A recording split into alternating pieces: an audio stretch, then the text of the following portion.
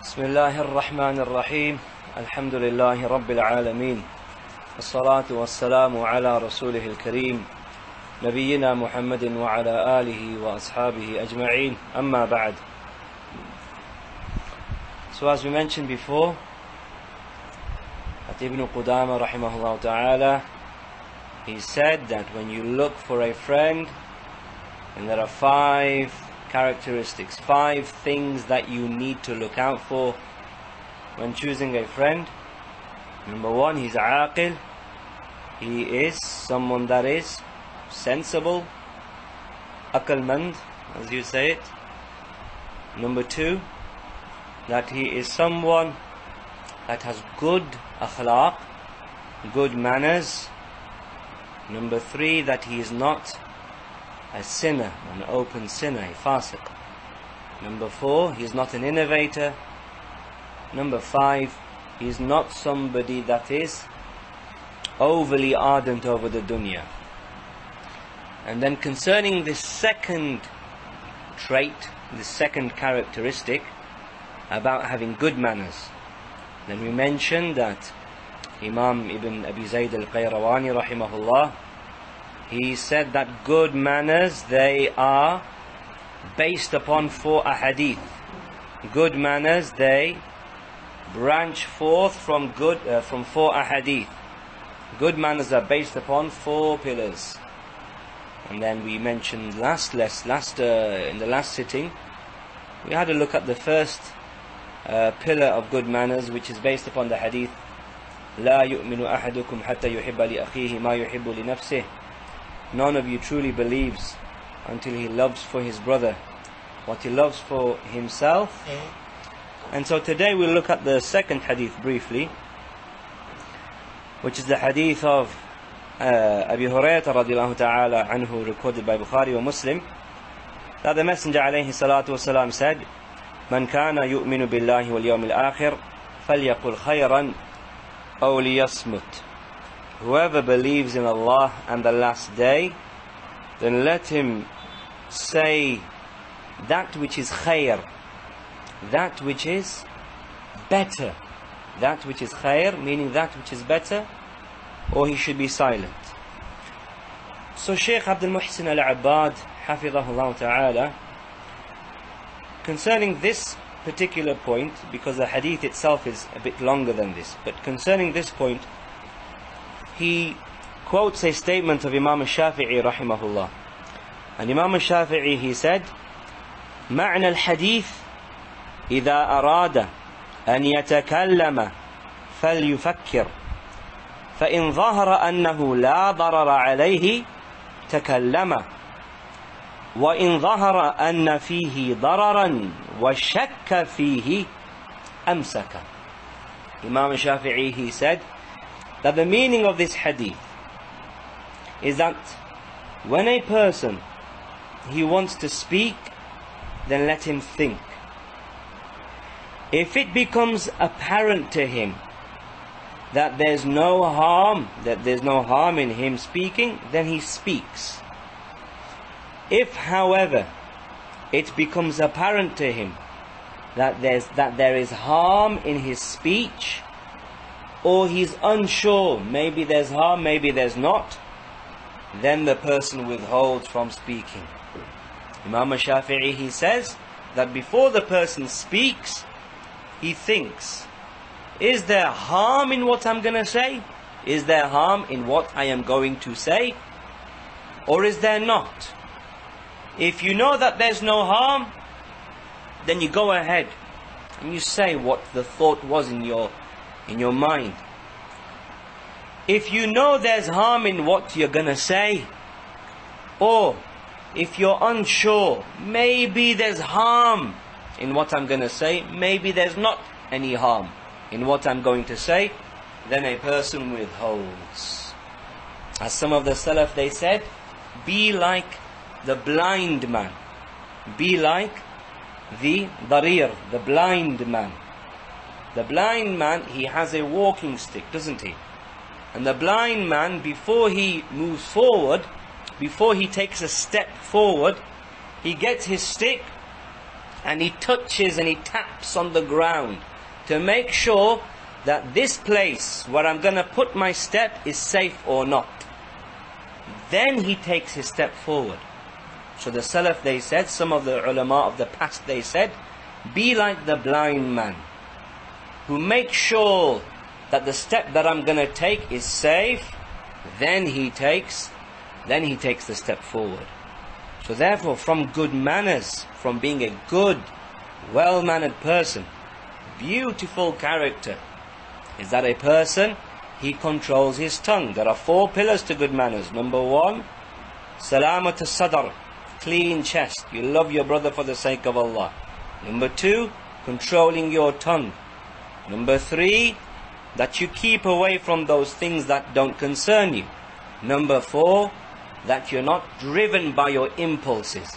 You don't become angry very quickly. Rather, you control your impulses. But this here, this second point, this second pillar of good manners, this one over here that we're discussing right now, it's extremely important. Because when a person doesn't act upon it, not only do you lose your friends, not only do you lose those that are your companions, but you could be a cause of corruption within society for the one who doesn't control their tongue. The one who does not control their tongue. So for example, he delves into gossiping. He delves into backbiting. He delves into tale carrying. He goes to one person, he says this and this, so-and-so said this about you, so-and-so said this about you. He goes to the next person. Do you know what he's saying about you? He's saying this. This type of person, he can cause corruption in one night and destroy the whole of society. Just using what? Without any weapons, without any armor, without any artillery. Just with the weapon of his tongue, he can cause division, he can cause corruption within a society. That is why, really, if a person is a person of taqwa, if a person is a person of piety, if a person is a person who fears Allah, then this he keeps it within the cage of his mouth. He controls the tongue. If a person is someone who fasts, a person is someone who gives charity, a person is someone who reads the Quran a lot, if a person is in front of your eyes, he is an abid, he's a worshipper, but he or she does not control the tongue, then this person, perhaps his fasting, perhaps his charity, perhaps his recitation of the Quran is of no use to him. As the Messenger alayhi salatu wasalam, he said, or rather it was said to him, it was said to the Messenger in a narration recorded by Imam al-Bukhari in his Al-Adab al-Mufrad. It was said to the Messenger, Ya Rasulullah, inna fulana taqumu al-layl wa tasum al-nahar wa taf'al wa tasaddaq wa tu'dhi jiranaha bilisaniha. O Messenger of Allah, such and such a lady, she stands in prayer at night, voluntary prayer at night. She fasts throughout the day. This is not being referred to fasting in the month of Ramadan. Voluntary fasting. She does good deeds. And she gives in charity. The thing that she gives in charity for has not been mentioned in the narration. And so the ulama, they say this means she gives a lot in different causes, in charity. Imagine that. You pray tahajjud. You fast, for example, on the Mondays and the Thursdays, Ayyam al-Bid, the 3 middle days in the middle of the month. You do voluntary fasting. Imagine, put myself in that situation. You have standing orders, direct debits, standing orders, going to different charities. For this orphanage, you have 1,000 rupees. For this masjid, you have another 1,000 rupees. Every month you have 5-6 standing orders, charity that you give to different organizations for the sake of Allah. However, you are harming your neighbor, for example, with your tongue. This is what this woman was. Fasting, voluntary fasting. Charity, voluntary charity. Doing good deeds, standing in prayer at night, but she harms her neighbors with her tongue. So what did the Messenger alayhi salatu wasalam say? لا خير فيها هي من أهل النار. There is no good in her. She is from the people of hellfire. The Messenger alayhi salatu wasalam, he didn't say, she has a little bit of evil in her. The Messenger said, لا خير فيها.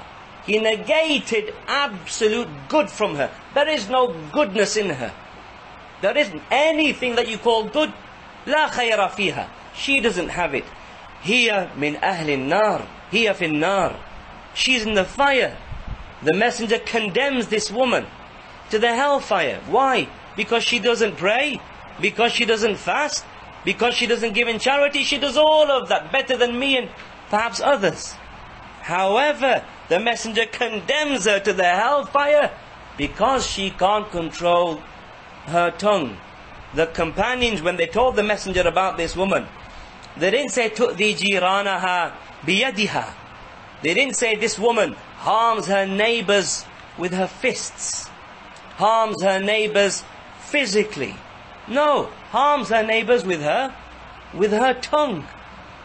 And it would have been, if it would have been qadh, for example, the ulama they mentioned, if it would have been qadh, if it was the case that the harm that this woman made against her neighbors was qadh, was falsely accusing them of fornication or adultery, if it was that, then that would have been known. That would have been known.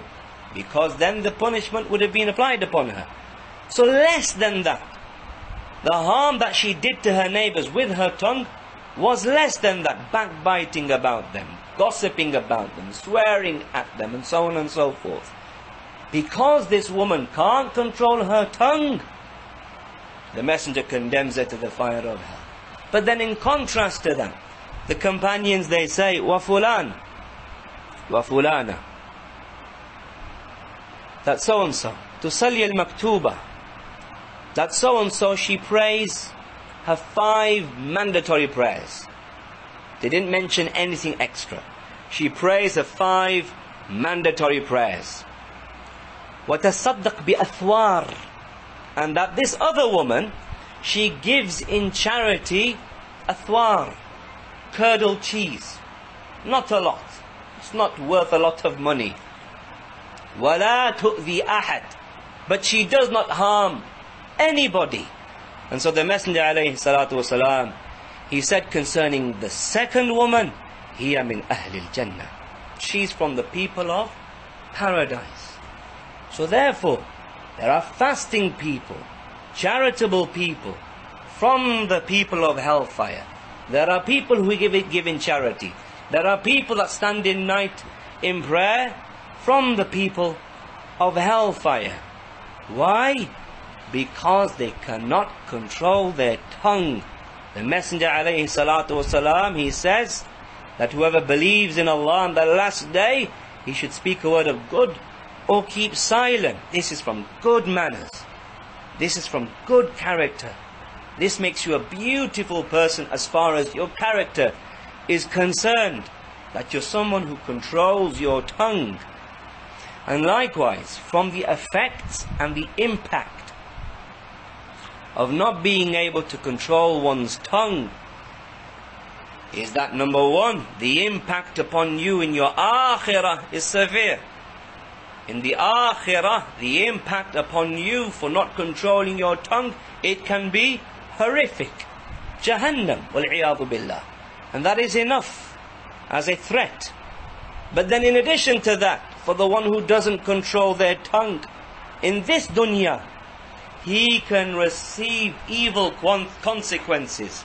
He can face evil consequences in the dunya while he's alive, because he didn't control his tongue. There is a narration in Imam al-Bukhari Sahih, Sa'd ibn Abi Waqqas, he was a governor in Kufa. He was a governor in Kufa. And some of the people in Kufa, they started to say bad things about Sa'd ibn Abi Waqqas, make complaints against Sa'd ibn Abi Waqqas, unfounded claims against him. Amir al-Mu'mineen, Umar ibn al-Khattab radiallahu ta'ala anhu, he sends, at the end he ended up sending some investigators to Kufa to find out what is happening here. What are these accusations against Sa'd ibn Abi Waqqas? So they went to the different areas, the different villages, the different masajid, to ask the people about their opinion about Sa'd ibn Abi Waqqas. And everybody said good things about Sa'd ibn Abi Waqqas radiallahu ta'ala anhu. Until they came to the masjid of Bani Abs. And there they asked the people, they asked the congregation, they asked the people in the masjid to give, what is your complaint against Sa'd ibn Abi Waqqas? So one man stood up. One man by the name of Usama ibn Qatada. He stood up and he said, now that you've asked me, now that you're asking me, then Sa'd, he does not go along with the military expeditions. The Sariyah. Inna Sa'd la yasir bis Sariyah. Sa'd, he doesn't go with the army expeditions for battle. ولا يقضي في ولا يعدل في القضية. Sa'd, he is not fair when he makes judgments. When Sa'd makes judgments between people, when Sa'd makes judgments between people in affairs, he's not fair, he's not just. ولا يعدل بالسوية ولا يقسم بالسوية. He doesn't distribute the war booty equally. He made these three claims against Sa'd ibn Abi Waqqas. Not true. So then Sa'd ibn Abi Waqqas, he says, Oh Allah, Allahumma, in kana abduka hadha kadhiban, qama riya'an wa sum'ah, fa'atil umrah, wa atil faqrah, وعرضه بالفتن. Oh Allah, Sa'd ibn Abi Waqqas, he's there. There's a man there who can't control his tongue. This man has made a claim against Sa'd ibn Abi Waqqas, an incorrect claim against him. So Sa'd ibn Abi Waqqas, he says, Oh Allah, if this slave of yours has stood up lying in order to be seen and heard, then increase him in his lifespan. Give him a long life. وَأَطِلْ فَقْرَهُ, and increase him in his faqr. Increase him in his poverty. وَعَرِّضْهُ بِالْفِتَنِ, and subject him to fitan. Subject him to trials and tribulations. Put fitna in his life. So then, one of the sub-narrators of the hadith, he said that later on, meaning later on in life, this man, he grew so old that his eyebrows would fall on top of his eyelids. He'd have to lift his eyebrows in order to be able to see. And he would say about himself, Shaykhun Maftoon, asabatni da'watu Sa'd. I am an old man that has been put to fitna. I am an old man that's been put to trial.